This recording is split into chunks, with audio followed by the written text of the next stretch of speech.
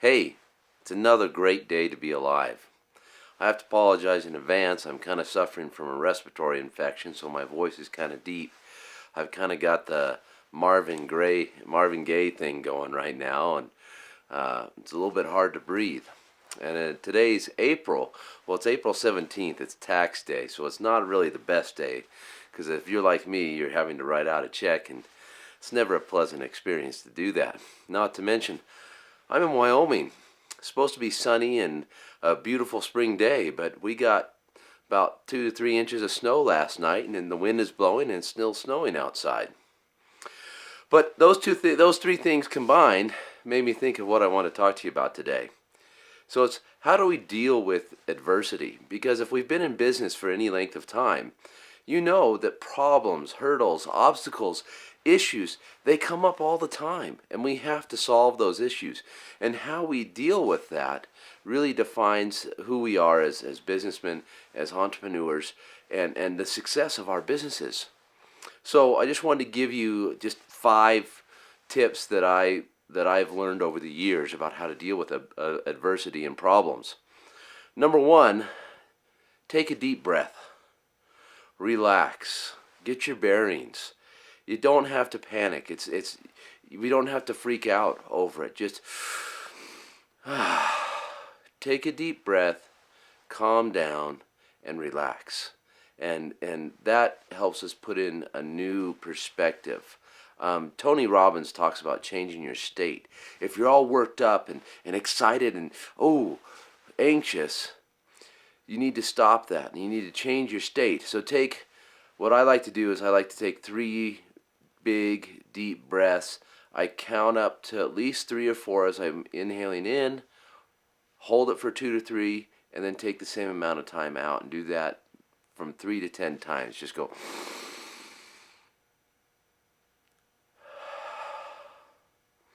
And I guarantee you, after you do that at least 3 times, you're going to change your state. You're going to have a different perspective. So just start out doing that, calm down.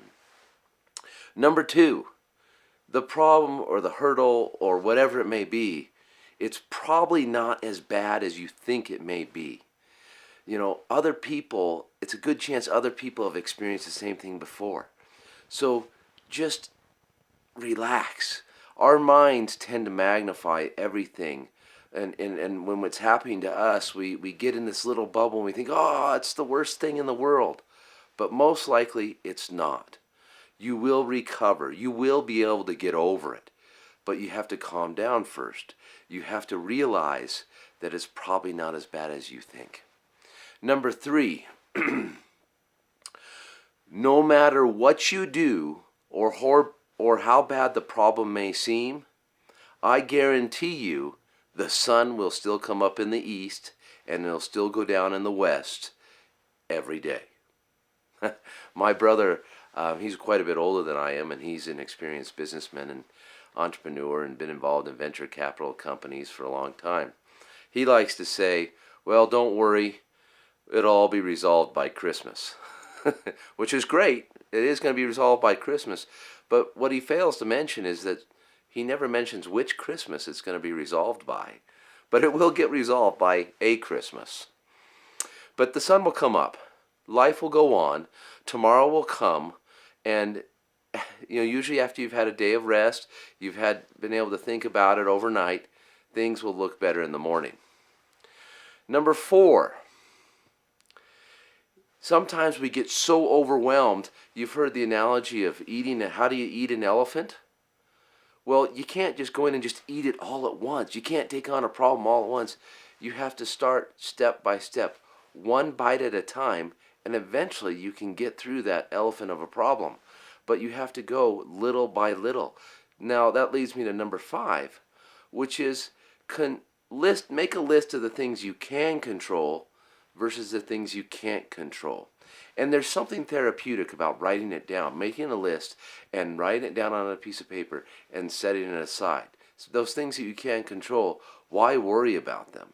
If you can't control them, if you can't do anything about them, then just don't worry. Write them down and say, okay, they're done. Write them and set them aside. Now go back to your list of things that you can control.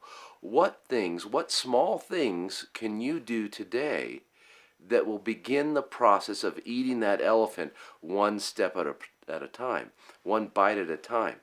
So make that list. Decide on what's one thing I can do right now. Get in motion. Start working on the problem. One small thing. Do that. Move on to the next one, and then the next one, and then the next one. And eventually, you will overcome that problem. You will overcome it. It's just a matter of taking action. Doesn't matter how small that action is. Which that reminds me of one of my favorite movies. And this is going to age me quite a bit, but what about Bob with Bill Murray and Richard Dreyfuss?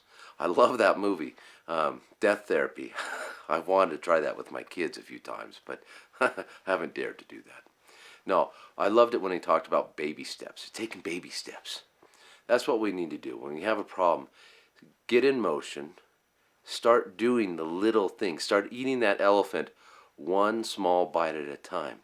Calm down, take a deep breath. It's probably not as bad as you think. No matter what happens, the sun's going to rise tomorrow. Start taking little bites out of that elephant, and eventually you will overcome. Well, that's my message for today. So remember, just relax. It's not as bad as you think. Get in motion. Start taking the little bites out of the elephant, and you will overcome your problems. Now, if you haven't already downloaded it, please go and download the Small Business Growth Method, my 3 simple steps to predictable growth. And you can get the roadmap. It can show you each step on the way and how you can get a constant flow of leads, consistent sales, and a thriving business. You can get that at freakysmartmarketing.com/roadmap. Anyway, I'll see you in tomorrow's video. Hopefully I'm feeling a little bit better and my voice comes back and I can get rid of the Marvin Gaye voice. All right, we'll see you tomorrow. Thanks.